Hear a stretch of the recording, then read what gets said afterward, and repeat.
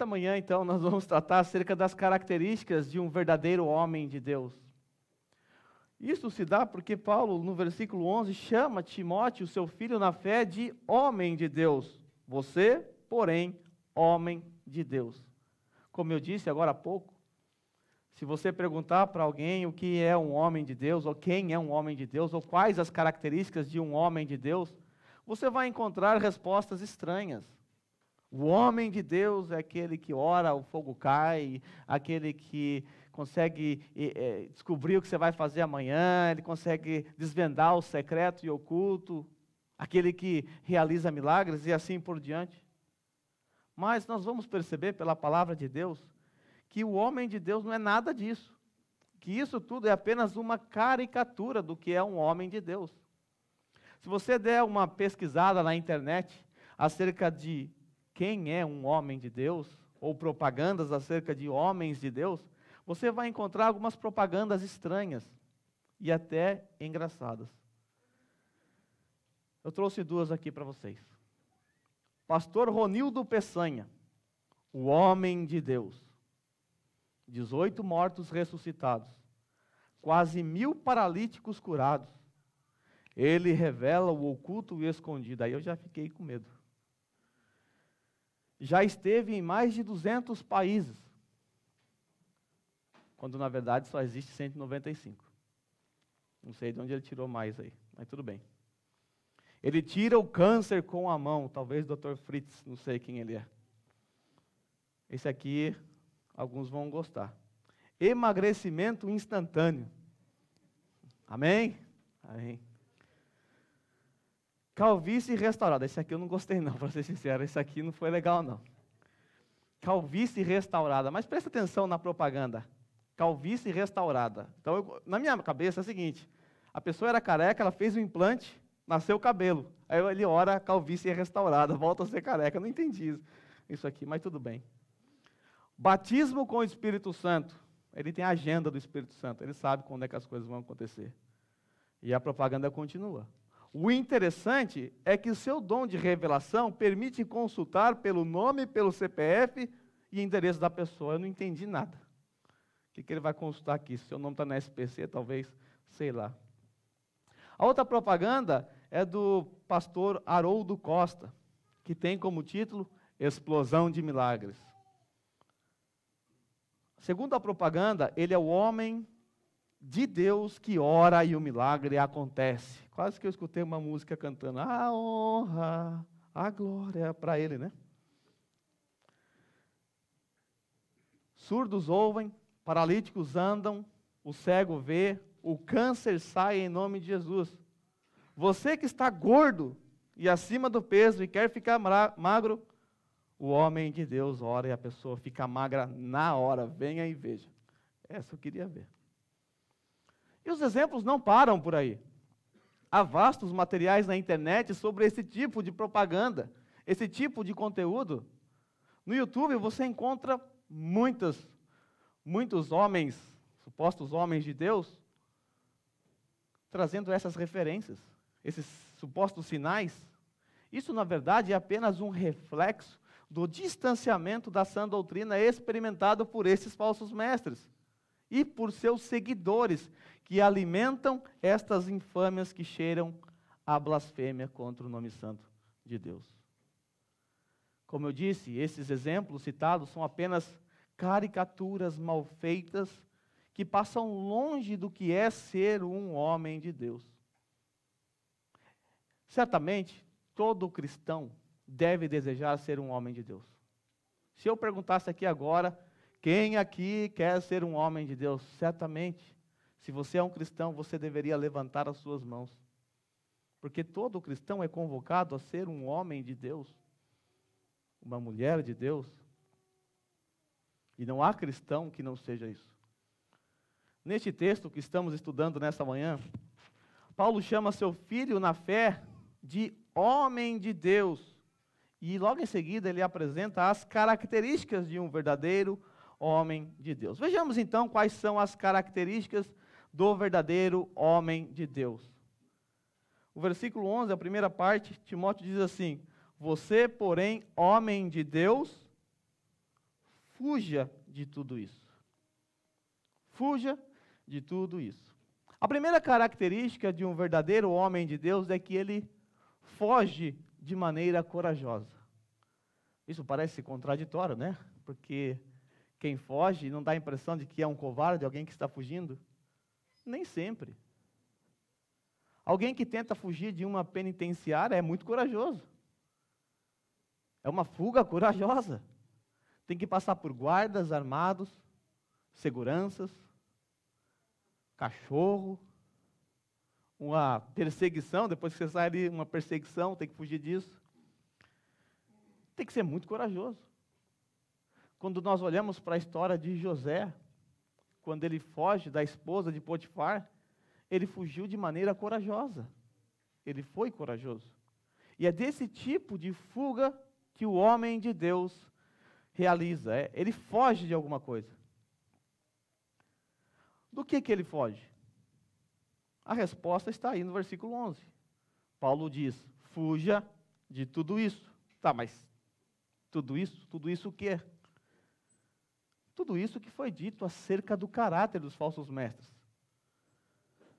Quando nós observamos o versículo 11, Paulo apresenta um contraste.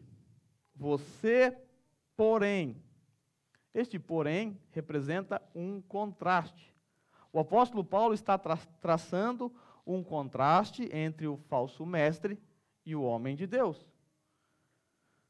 Timóteo aqui foi chamado de homem de Deus. E o homem de Deus é um contraste com o que os falsos mestres eram. O que significa homem de Deus aqui nesse texto? Essa expressão homem de Deus era usada no Antigo Testamento inúmeras vezes. Há pelo menos 70 menções dessa palavra no Antigo Testamento. E todas elas foram usadas para descrever um servo de Deus que havia se dedicado a uma missão. Davi, Moisés, Josué e entre outros. Essa expressão também foi direcionada aos pastores, lá na segunda carta de Paulo a Timóteo. Lá no capítulo 3, versículos 16 e 17, depois de Paulo falar que toda a Escritura é divinamente inspirada e apresentar as suas utilidades, Paulo diz assim, para que o homem de Deus, seja apto e plenamente preparado para toda boa obra. Vale lembrar que lá no capítulo 4, Paulo diz que os falsos mestres são seguidores de espíritos enganadores e que seguem doutrinas de demônios. Perceba o contraste. Aqueles que propagam o genuíno evangelho são homens de Deus. Aqueles que propagam o falso evangelho são propagadores de doutrinas de demônios. Em outras palavras, são homens de demônios. Timóteo, ele era um homem de Deus. Ele foi chamado ao santo ministério. Ele era delegado apostólico com uma missão em Éfeso. Assim, fica-nos evidente que o verdadeiro homem de Deus, ele é o oposto dos falsos mestres. Por isso Paulo diz, você, porém, homem de Deus, fuja de tudo isso. Voltemos aí então ao que significa isso e tudo isso. Sei que nós já estudamos isso no sermão passado, mas eu preciso relembrá-los para que este texto faça sentido para você. Encontramos no trecho que vai do verso 3 ao 10, as características dos falsos mestres. E é disso que Timóteo deve fugir. É isso aqui que Timóteo deve correr. Disso aqui. Encontramos nesse trecho, então, o significado desse tudo isso. Nós vimos que os falsos mestres são aqueles que ensinam falsas doutrinas, que discordam abertamente dos ensinos escriturísticos, que são orgulhosos, que falam de coisas que não entendem, que são doentes por controvérsias e contendas de palavras, que são responsáveis por causar brigas, invejas, difamações, suspeitas malignas e atritos constantes. Vimos que eles têm a mente corrompida, que se privam da verdade e, por fim, eles amam o dinheiro e pensam que a piedade é fonte de lucro. O verdadeiro homem de Deus, ele deve fugir deste padrão. o padrão moral e teológico dos falsos mestres. Então, o homem de Deus é aquele que foge. Ele foge do padrão moral e teológico defendido pelos falsos mestres. Segundo, o verdadeiro homem de Deus é aquele que busca. Paulo diz assim: você, porém, homem de Deus, fuja de tudo isso e busque.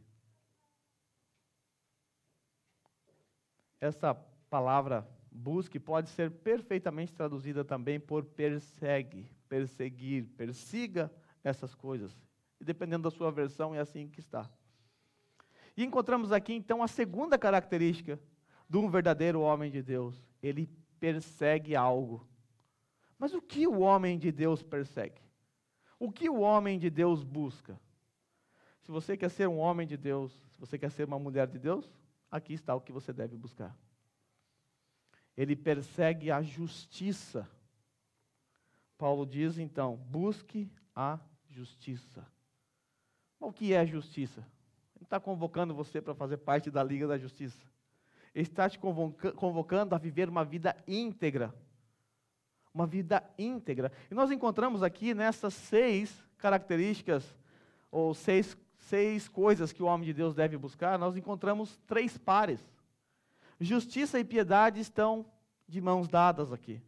A justiça aponta para a minha conduta íntegra para com o meu próximo, para com aquele que está do meu lado. E a piedade, que é a segunda coisa que o homem de Deus deve buscar, o segundo padrão, diz respeito ao meu relacionamento com Deus. Busque a justiça, busque também a piedade. A piedade aqui nesse texto significa uma devoção reverente. A palavra piedade, ela tem significados diferentes. Inclusive, nós já até vimos um significado diferente no sermão passado. Mas aqui nesse texto, a palavra piedade, ela aponta para uma devoção reverente. Reverência para com Deus. A justiça aponta uma integridade para com o homem. A piedade, uma devoção reverente para com Deus. A nossa adoração a Deus é uma adoração reverente. É uma adoração reverente.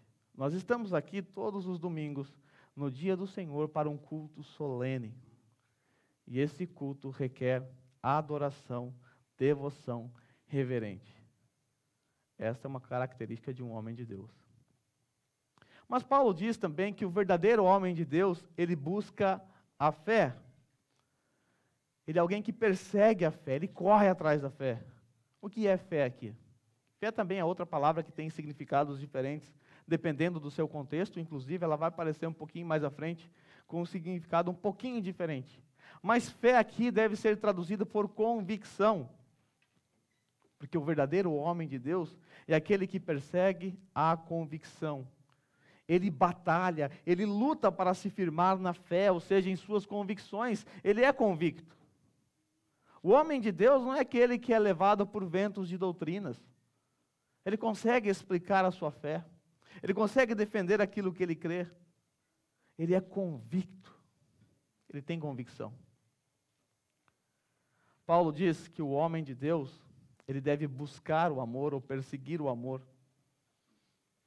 O homem de Deus é aquele que age em amor e é benevolente. Ele é ao contrário dos falsos mestres. Ele ama o seu rebanho, não por dinheiro, porque ele ama o Senhor, ele ama o seu rebanho. O falso mestre, ele ama o dinheiro, por isso ele tem um rebanho. O verdadeiro pastor, ele não entra no ministério por amor ao dinheiro, mas por amor ao Deus, ao seu Deus. O homem de Deus, ele persegue a perseverança.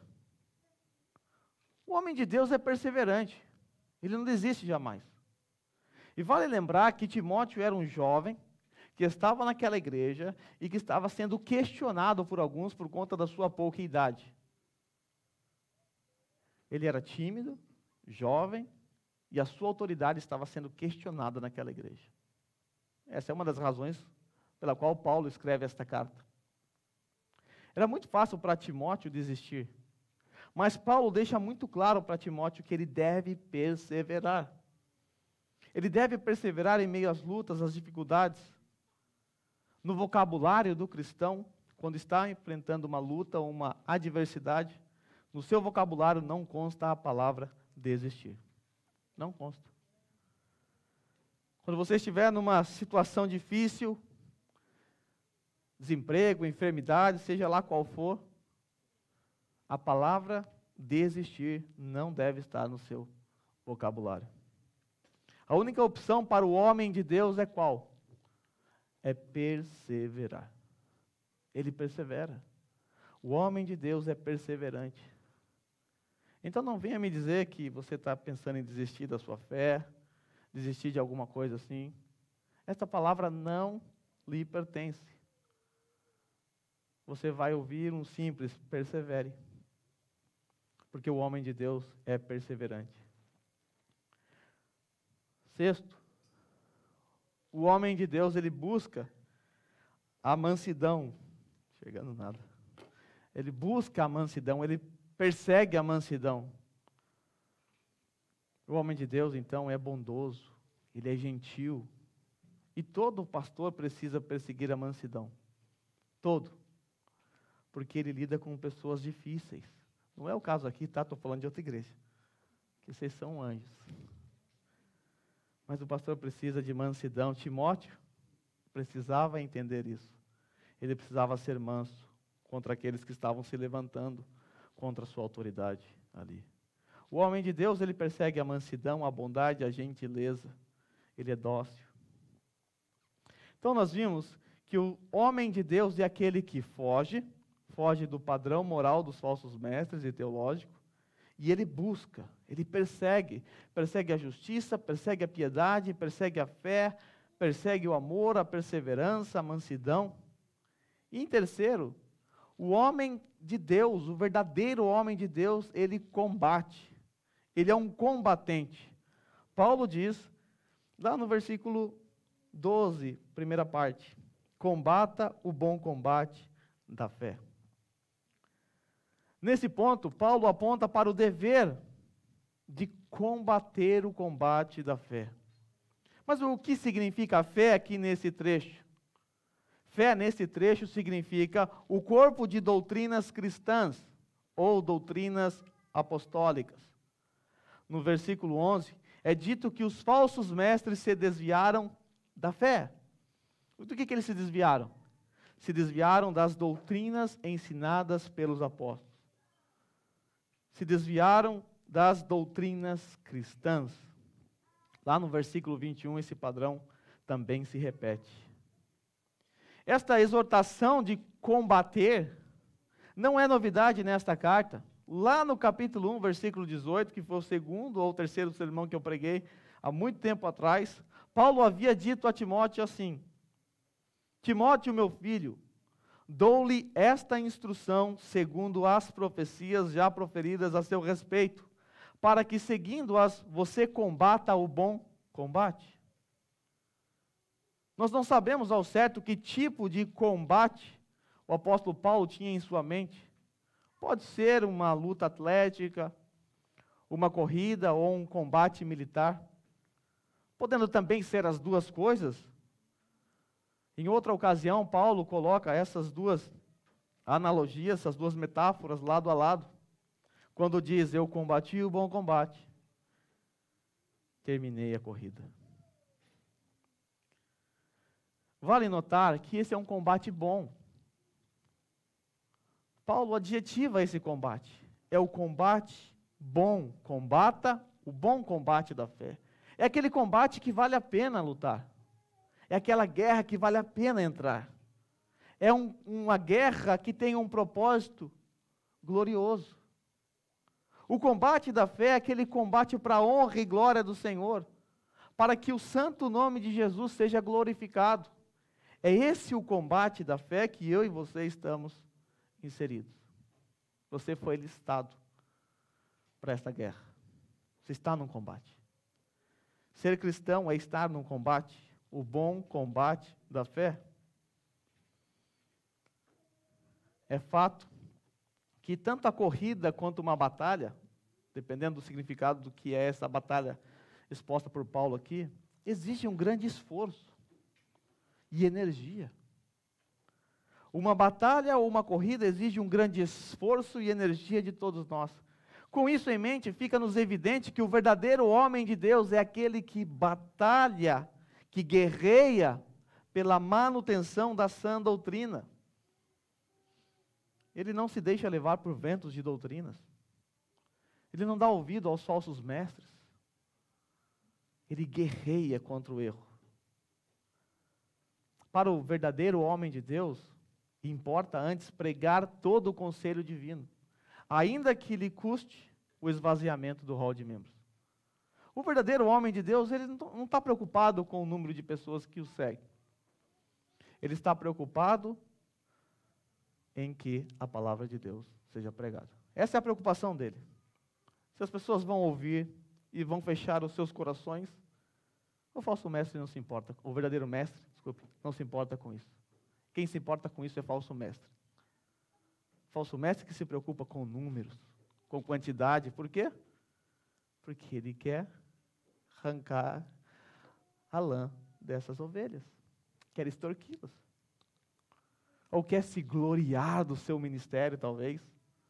Veja quantas pessoas me seguem. Mas o verdadeiro homem de Deus não, ele batalha por outra coisa. Ele batalha pela sã doutrina. Veja como Judas, o irmão, meio-irmão de Jesus, usa a mesma metáfora lá no versículo 3.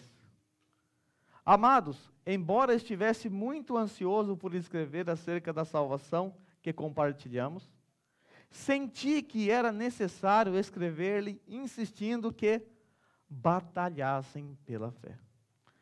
A carta que foi escrita a Judas, por Judas, era uma carta em que ele, na verdade, tinha outra intenção, outro desejo. Ele estava ansioso por escrever acerca da salvação, da doutrina da salvação. Mas ele percebeu que era necessário dar uma ênfase em outra área, em outro assunto. Então ele diz, eu senti que era necessário escrever-lhes, insistindo que batalhassem pela fé. Mas e que fé é essa? Ele complementa. Fé, de uma vez por todas, confiada aos santos. Sabe que fé é essa? É essa fé. Esse conjunto de doutrinas que está aí na sua mão. Que está aí no seu aparelho telefônico. O cristão é convocado a batalhar pela fé que foi confiada a nós.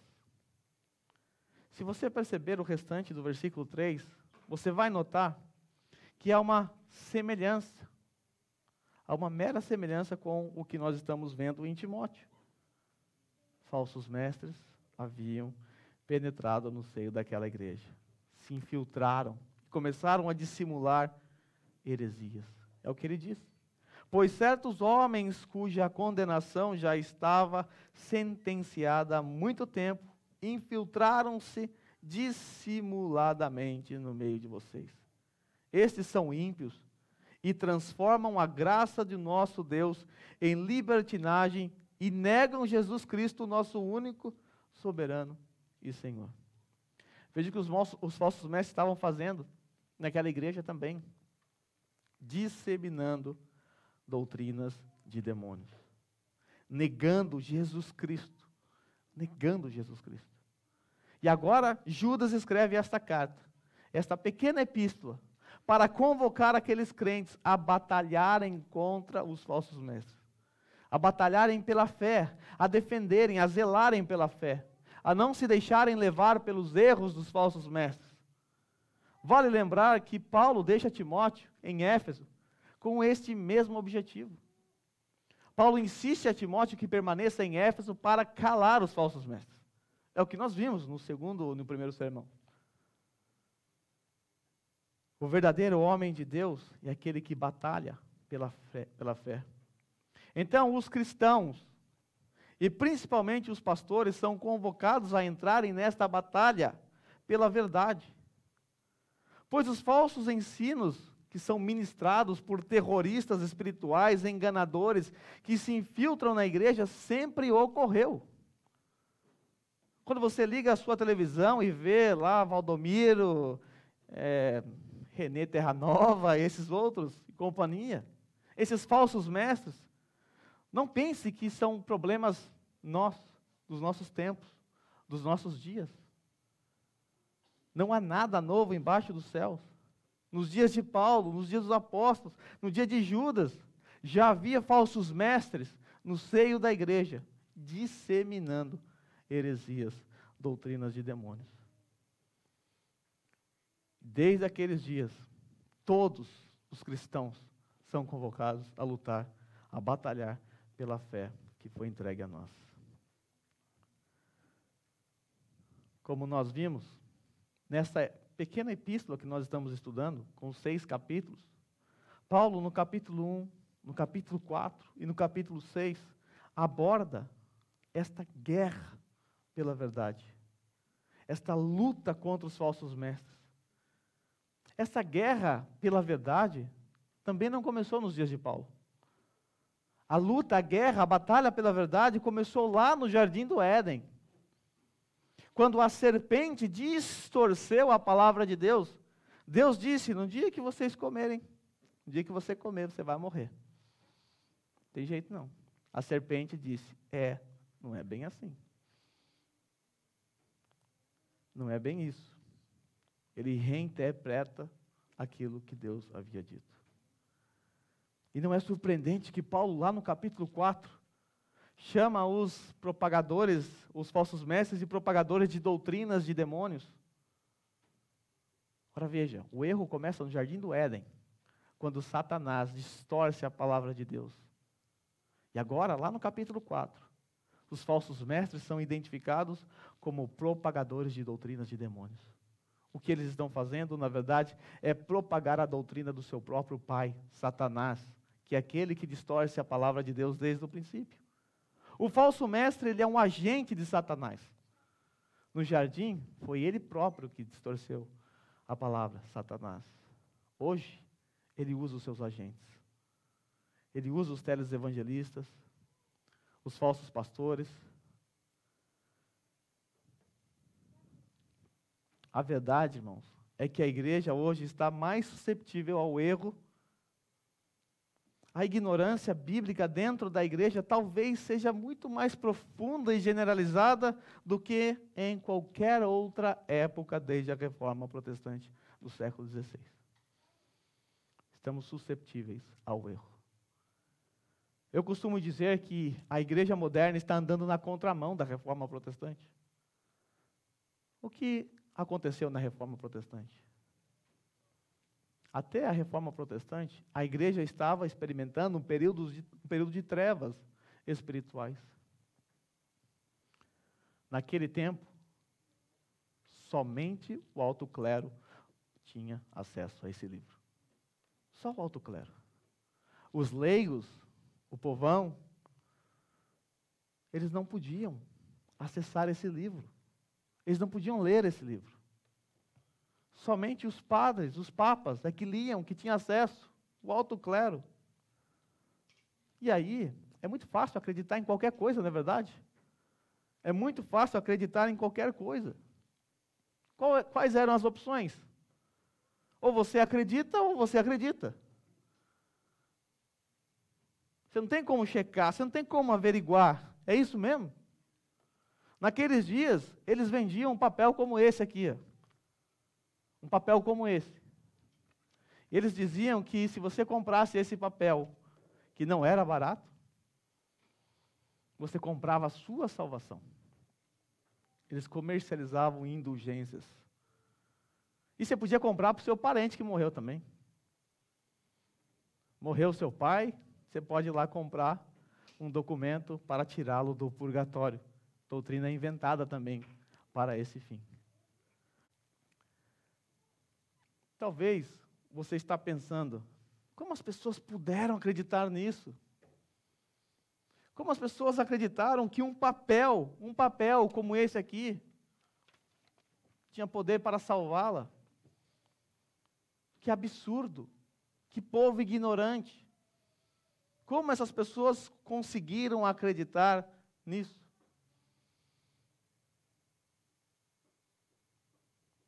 Da mesma forma que hoje as pessoas acreditam que comprar a meia fedorenta do apóstolo vai lhe trazer bênção. Comprar terreno no céu. A Universal vende. Você pode comprar a sua escritura. É caro, mas você pode comprar o seu espaço no céu. Tijolinho ungido. E por aí. Por aí vai. A diferença é que aquelas pessoas naqueles dias não tinham acesso à palavra de Deus. Elas não tinham.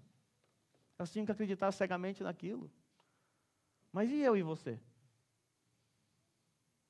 E as pessoas que estão à nossa volta hoje? Que continuam acreditando em doutrinas de demônios? Quais são as desculpas? Você tem a Bíblia em suas mãos. Você tem várias versões. Você tem no seu celular. Você pode ler a qualquer momento. Não há desculpas para dar ouvidos a doutrinas de falsos mestres. Quando a reforma protestante eclodiu na Europa, lá na Alemanha com o monge agostiniano Martim Lutero, o povo era proibido de ler a Bíblia. Depois de Lutero afixar lá na porta do castelo de Wittenberg, no dia 31 de outubro de 1517, as suas 95 teses contra a venda de indulgência, a reforma protestante eclodiu. E Lutero começou a ser perseguido, evidentemente. A Igreja Católica matava aqueles que iam contra a sua doutrina. 100 anos antes, John Hus havia sido morto por se levantar contra as doutrinas católicas. Lutero, então, ele é sequestrado, um sequestro benigno, é levado para um castelo. E ali, sabe o que ele faz? Ele traduz a palavra de Deus para a língua do povo. Ele traduz o Novo Testamento para a língua do povo alemão. Olha o que Lutero fez. Até os dias de Lutero, os leigos não tinham acesso à palavra de Deus. Somente o clero. A Bíblia era de monopólio exclusivo do alto clero. Lutero, então, tira a Bíblia da mão do clero e entrega ao povo. Agora vocês podem checar. Agora vocês podem averiguar. Essa doutrina do purgatório não tem aí, pode ver. E a soberania de Deus, a sua providência foi tão fantástica naqueles dias, que a imprensa foi inventada naquela época. Em Gutenberg, uma máquina de prelo foi criada. E o primeiro livro da história a ser impresso foi a palavra de Deus. E a palavra de Deus se espalhou por todo sempre. Então veja bem, a palavra de Deus foi tirada da mão do clero e entregue ao povo. Sabe o que a igreja moderna fez? Sabe o que a igreja moderna fez? Pegou a palavra de Deus e entregou na mão dos pastores e disse: interprete-as. Vamos acreditar em tudo que vocês têm a me dizer. Interprete. Não vamos nem checar. Há uns 2 sermões atrás, mais ou menos, eu contei aquela história da moça que recebeu o dom de reboliço espiritual. Quando confrontada pela palavra de Deus, ela disse o quê? Ele é o homem de Deus. Se ele falou, é verdade. Tá, mas e a palavra? Não, mas ele que interpreta. Ele que dá a última palavra. Afinal, ele é um homem de Deus. Então, a igreja moderna fez o caminho inverso. Entregou a palavra de Deus na mão dos falsos mestres. Caso você duvide disso que eu estou te dizendo, eu te desafio a ouvir um sermão no YouTube desses teleevangelistas. Mas compare esse sermão com o sermão pregado no século XVII, com o sermão pregado no século XVIII. Veja como os sermões que surgiram da reforma protestante são sermões que falam de Cristo, da centralidade de Cristo na salvação, do Evangelho. Compare com o que você vai ouvir. Você encontrará um Evangelho antropocêntrico, focado no homem. O homem é o personagem principal do culto. Dependendo do culto, é Satanás, né? Que é o personagem central. Ele aparece o culto todo. Até ele faz uma entrevista ali, ele participa de um talk show ali, ele conversa com o pastor. Compare. Compare as literaturas. Pense nos cultos, como eram naqueles tempos. Hoje, as igrejas ajustam o seu culto ao gosto do freguês. As igrejas oferecem nos seus cardápios atrações, muitas músicas, 18 músicas, músicas de alta qualidade, investem pesado nas músicas. Músicas que exaltam o ego, que mexem com as emoções das pessoas. E o sermão? O sermão é breve. O sermão tem que ser 15, 20 minutos. Sermão de 40 minutos, nem pensar. E se você acha que o meu sermão é demorado por eu pregar 1 hora, saiba que eu prego pouco. Eu prego muito pouco. O sermão dos falsos mestres são simplistas, são feitos com base nas referências da cultura pop. Eu já falei aqui uma vez, mas eu conheci um pastor que era viciado em filmes. O seu sermão era sempre com base nos filmes. Ele fazia uma exegese em cima do filme. Uma vez ele pregou sobre a reportagem do Fantástico. Eu não precisava nem assistir televisão naquela época, aí já tinha todas as notícias do púlpito. É alguém que está influenciado pelas referências populares. O culto das igrejas, pastoreada por falsos mestres, são carregados de piadinhas, historinhas divertidas. Os sermões dos falsos mestres geralmente são experiências pessoais, contam suas experiências no púlpito. Uma vez, aqui no Japão, eu tive o desprivilégio de ver um desses falsos mestres que veio do Brasil para cá. E no seu sermão o tempo inteiro foi sobre o que ele era, o que Deus fez e o que Deus quer fazer por você. Aí você pensa, isso é certo? Eu era um pecador, miserável, desgraçado, fui salvo, Jesus me chamou e agora Ele quer fazer isso com vocês. Mas não era isso. Ele conta a sua história trágica, e ele experimentou uma extrema pobreza, necessidade financeira terrível, e aí ele usava um jargão, se você estava lá, você vai lembrar. Era um mantra, ele repetia isso o tempo todo. Crente que não dá glória não recebe a vitória. Esse era o mantra. Crente que não dá glória não recebe a vitória. Aí todo mundo, glória, glória.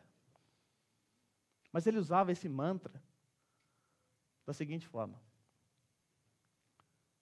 eu estava sem roupa para usar, tinha perdido tudo, pegou fogo em algum lugar lá, e aí eu dei glória, e eu recebi a vitória, ganhei não sei quantos ternos italianos caríssimos, porque crente que não dá glória não recebe a vitória. Meu carro quebrou, fiquei sem carro, tal. Aí eu comecei a dar glória, porque o carro quebrou. Aí um irmão veio e me deu a chave do carro dele. Porque crente que não dá glória não recebe a vitória. Percebe a manipulação do falso mestre? Veja como ele te engana. O crente não tem que dar glórias a Deus para receber vitória. O crente, ele dá glória a Deus porque ele recebeu vitória. E a vitória não são bens materiais. A nossa vitória é contra o pecado. Nossa vitória é contra a carne. O crente dá glória porque ele já recebeu a vitória. Mesmo que o seu carro quebre, mesmo que você não receba um outro carro em troca, mesmo que o seu salário não caia na conta, mesmo que a vida lhe aflija com enfermidades, você continua dando glória. Você continua dando glória porque você já recebeu a vitória. Falso mestre, usando sua experiência pessoal para manipular as massas.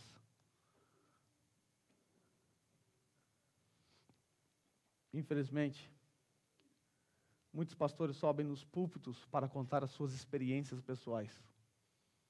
As suas experiências pessoais, suspeitas, é verdade? Uma vez eu contei a história de uma pessoa, de uma irmã, que assistindo uma reportagem lá, o Globo Repórter, essas coisas que passavam no Brasil, nem sei se passa ainda, era uma reportagem sobre o baixo espiritismo, tá? Baixo espiritismo vulgo macumba, tá? Para quem não sabe. E nessa reportagem havia ali uma explicação sobre a cerimônia de aceitação. Havia uma cerimônia, entre tantas, em que a pessoa tinha que fazer a sua cabeça, raspar a sua cabeça, passar gilete. Era uma cerimônia de aceitação. E essa pessoa, essa irmã, disse que Deus falou para ela: você teria coragem de fazer a cabeça por mim? E ela disse, claro, raspou a cabeça. Sabe o que ela fez? No domingo, subiu ao púlpito e disse à igreja: Deus está dizendo, você tem a coragem de fazer a cabeça por ele? Todo mundo raspou a cabeça. Todo mundo raspou a cabeça. Doutrina com base na experiência pessoal. Saiba, eu sei que cada um aqui tem a sua experiência pessoal. Mas se a sua experiência pessoal não se adequa a esse livro, joga isso no lixo. Não serve para nada. Não serve para nada. Você não deve interpretar a palavra de Deus com base na sua experiência pessoal. Antes, você deve interpretar a sua experiência pessoal através desse livro. Através desse livro. Quando nós olhamos os sermões pregados nessas igrejas, nós encontramos uma ênfase blasfema na centralidade do homem. Por isso, não é incomum ouvir temas do tipo: como ter uma vida bem-sucedida, como melhorar a sua autoestima, 10 passos para ter uma família feliz, para ter um emprego melhor, e por aí vai. Uma vez eu participei de uma escola bíblica dominical no Brasil. Escola Bíblica Dominical, ela é bíblica no domingo. Sabe o que eu aprendi? Como preencher um currículo. Como fazer uma entrevista para emprego. Foi isso que eu aprendi lá. Uma escola bíblica. O falso mestre, ele não se importa em expor a palavra de Deus, porque ele sabe que a palavra de Deus é inimiga dele. Ah, se o povo começasse a ler. Ah, se os seus seguidores estudassem a palavra de Deus, jamais acreditariam nas suas balelas. Jamais seriam enganados, engodados. Mas como eu disse, essas mesmas pessoas é que entregaram nas mãos desses pseudos pastores a palavra de Deus. E agora eles acreditam em tudo o que eles dizem. Os falsos mestres fazem tudo isso apenas para afagar o ego das pessoas. Para afagar o ego das pessoas. Eles pregam assim, o culto é formatado dessa forma, apenas para agradar as pessoas. Eu já contei aqui, uma vez eu fui pregar numa igreja, a igreja que eu fiz parte, e após expor a doutrina do pecado, fui exortado a não pregar mais aquilo. Eu fui exortado, o pastor pediu para não falar mais sobre aquele assunto. Por quê? Segundo ele, é porque as pessoas trabalham durante a semana toda, fazem hora extra, estão cansados, e chegam no domingo apenas para dar aquela relaxada. Está lá eu lá dizendo que as pessoas são totalmente depravadas, que temos que lutar contra o pecado. E o pastor então entendeu que isso seria algo ruim para aquelas pessoas. Algo ruim para aquelas pessoas. Nós estamos numa guerra. Nós estamos numa batalha. Paulo diz, batalhe. Combata o bom combate da fé. Como é você nesse combate? Você entendeu que você está num combate? Você tem convicção acerca das doutrinas elementares do cristianismo? Eu vou usar a palavra de Timothy Keller. O Evangelho não é o beabá. Ele é o alfabeto todo. Ele é o alfabeto todo. A palavra de Deus é aquilo que é mais importante para mim e para você. Se você não lembrar de nada do que eu falei aqui hoje, lembre-se disso. A palavra de Deus é a coisa mais importante para a sua vida. E eu tenho falado isso desde Filipenses. Pô, mas vai falar isso de novo? Vou falar de novo. E eu vou começar a pregar em Efésios, vou continuar falando isso. Porque nós precisamos entender que a palavra de Deus é a coisa mais importante para as nossas vidas. Lembro-me de uma palavra que Davi deu a seu filho Salomão, próximo da morte. Ele disse: apega-te à instrução, não largues. Dela depende a tua vida. Dela depende a tua vida. Se você é enganado pelo falso mestre, você é enganado porque você quer.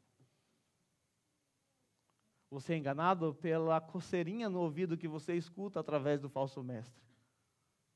Talvez, para você, ler a Bíblia, estudar, dar trabalho. É mais fácil acreditar em tudo aquilo que eu digo aqui de cima, não é verdade? Crendo que eu me preparei, que eu estudei corretamente. E se não?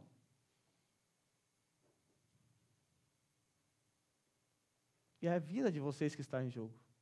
É a minha vida que está em jogo. Eu não posso acreditar em tudo que as pessoas dizem. Eu preciso checar. Eu preciso saber identificar o erro. Você consegue identificar o erro? Você consegue perceber uma heresia? Como é que a gente faz para identificar uma nota falsa? Qual é o processo? Aqueles que trabalham num banco, eles aprendem a observar a nota verdadeira. Eles tocam na nota verdadeira, manuseiam a nota verdadeira. Quando se encontram com uma nota falsa, na hora eles percebem. Como identificar o erro? Através da verdadeira nota, a palavra de Deus. Ela é a coisa mais importante para mim e para você. Não largues dessa palavra. Dela depende a sua vida.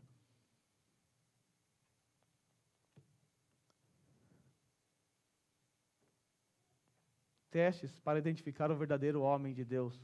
Nós vimos que o verdadeiro homem de Deus, ele foge do caráter moral dos falsos mestres, ele foge das doutrinas de demônios propagadas pelos falsos mestres.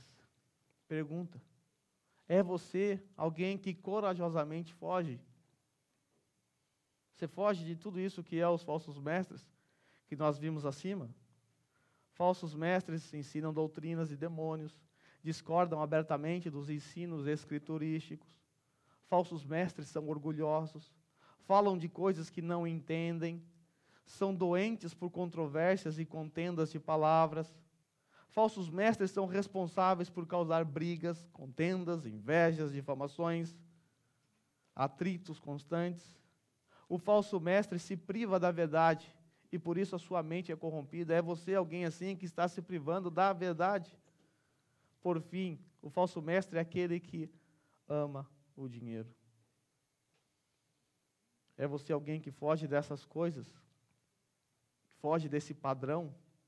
O padrão de caráter dos falsos mestres? É você alguém que, assim como os falsos mestres, ensina doutrinas de demônios? É você alguém que discorda abertamente dos ensinos escriturísticos? Que mesmo diante de um texto claro, você é capaz de dizer: eu não concordo. Eu não aceito. É você alguém orgulhoso? É você alguém que fala de coisas que não entende? Nós vimos também que o verdadeiro homem de Deus é aquele que busca, que persegue. É você alguém que busca a justiça, tendo uma vida íntegra para com o seu próximo? É você alguém que busca a piedade, ou, em outras palavras, a adoração reverente? Você consegue entender que o culto ao Senhor no dia do Senhor é um culto solene? Ou você é alguém irreverente? Alguém que vem aqui de qualquer maneira, não vem com respeito, não valoriza esse momento. Você é alguém que tanto faz se você vem ou não. Quando você vem, talvez ficar no celular seja uma opção interessante para você. Ficar conversando coisas desnecessárias, talvez seja para você algo interessante. Você não é alguém que está entendendo a reverência desse momento. Nós nos reunimos aqui para exclusivamente cultuar a Deus. É um culto solene no dia do Senhor. É você alguém convicto? Você tem convicção da sua fé, da sua crença? Eu não sei quantos anos você tem de convertido. Talvez você chegou agora. Talvez você tem 10, 20, 30, 150 anos. Talvez você tenha muito tempo de cristianismo. Mas é você alguém convicto? Você tem convicção daquilo que você crê? Se alguém na fábrica te perguntar sobre a sua fé, você não deixa comigo, que eu respondo para você na hora. Eu teria o prazer de responder a você. Ou você dirá, não sei, vou marcar um estudo com o pastor, para ele te explicar. O apóstolo Pedro diz que devemos estar preparados para responder com temor e mansidão a todos aqueles que nos pedirem a razão da esperança que há em nós. Temos que estar preparados, exige um preparo, para responder com temor e mansidão, quando pessoas perguntarem a razão da nossa esperança. É você alguém que está preparado, que é convicto, que consegue expor o Evangelho de maneira clara e simples.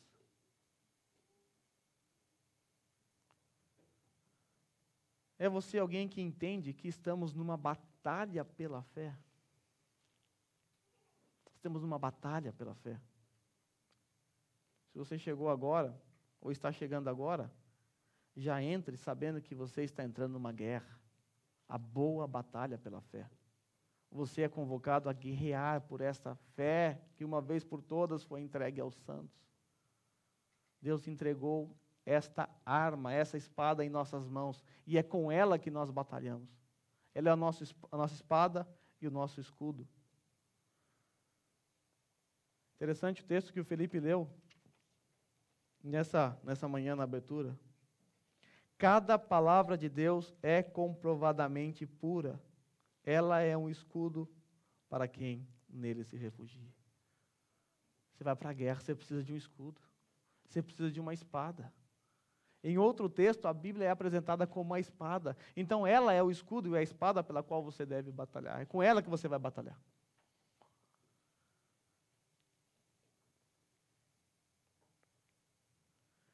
É você alguém que entende que a palavra de Deus é aquilo que é mais importante para você? Ela é central para você, como era para Paulo, como era para Lutero?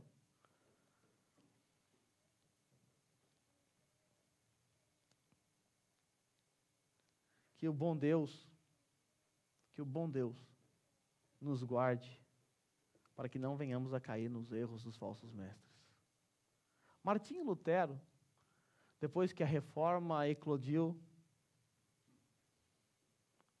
ele poderia facilmente olhar para tudo aquilo e falar, olha o que eu fiz. Olha o que eu fiz. Olha como eu sou um homem de Deus usado, não? Sabe o que Lutero disse? Eu não fiz nada. A palavra fez tudo. Eu não fiz nada, a palavra fez tudo. Eu não quero aqui nesta manhã despejar nos seus ombros esse fardo de, puxa, eu tenho que batalhar, eu tenho que me esforçar, eu estou numa guerra. Não estou aqui apenas para jogar sobre você este fardo. Talvez você está pensando, puxa, eu não tenho convicção nenhuma. Eu não sei nem explicar o Evangelho para ninguém, nem para minha família, nem para meus amigos. Eu não consigo fazer isso. Eu não quero jogar este fardo sobre você. Eu quero que apenas você confie que é a palavra de Deus que vai realizar tudo. Quanto mais você se aproximar dela, mais convicção você vai ter. E quando você lá na fábrica conseguir expor o Evangelho, e porventura alguém crer em Cristo Jesus, você poderá dizer assim como Lutero: eu não fiz nada. A palavra de Deus fez tudo. A palavra de Deus fez tudo.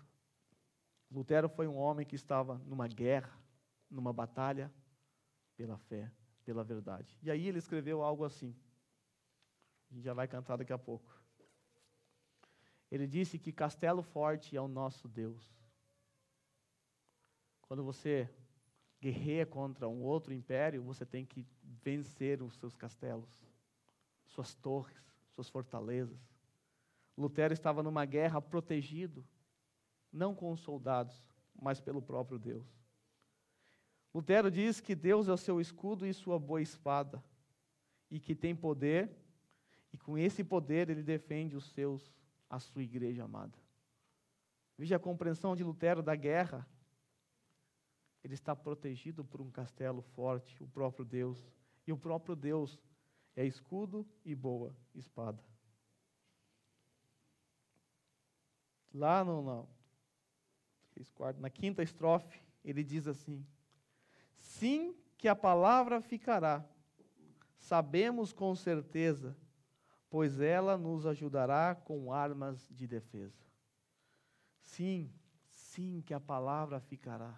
Aqui está a nossa arma de defesa. Essa é a nossa arma de defesa contra os falsos mestres. Quero chamar os irmãos aqui à frente, nós vamos cantar essa música. Eu peço a você. Senhor Deus, nós te agradecemos, porque o Senhor é o nosso castelo forte, a nossa fortaleza. O Senhor é o nosso socorro presente na hora da angústia. Pai, nesta manhã nós queremos te agradecer por esse momento de culto. Te agradecer porque o Senhor fala conosco através da tua palavra. O Senhor nos dá a oportunidade de falar com o Senhor em oração e ser ouvido por causa de Cristo Jesus, o nosso mediador. O Senhor recebe as nossas músicas, os nossos cânticos, os nossos louvores. O Senhor recebe como um aroma suave por causa das mediações de Cristo Jesus, o nosso Senhor. Pai, nós te agradecemos também porque reconhecemos que não fazemos nada, a tua palavra faz tudo. Se hoje nós temos uma compreensão da sã doutrina, se hoje entendemos a verdade, é porque o Senhor abriu os nossos olhos, o Senhor abriu a nossa mente, o Senhor realizou tudo, não há mérito nenhum em nós. Senhor Deus, nós aqui reconhecemos que precisamos da tua palavra, precisamos aprender a amá-la cada vez mais. Ela é tudo para nós. Santo Deus, quero te agradecer por esse momento aqui com os meus irmãos em comunhão, em culto, em adoração. E eu quero encerrar esse culto no nome santo de Jesus, agradecendo a Deus Pai por nos amar quando ainda éramos pecadores. Agradecemos também ao Deus Filho que voluntariamente se entregou por nós naquela cruz. Queremos também agradecer ao Espírito Santo, que hoje habita em nós e que um dia nos convenceu dos nossos pecados. Queremos agradecer à Santíssima Trindade pela obra da redenção realizada em nossas vidas através de Cristo Jesus, o nosso Senhor. E também te agradecemos pela tua palavra, a palavra de Deus. Assim encerramos, no nome santo de Jesus. Amém.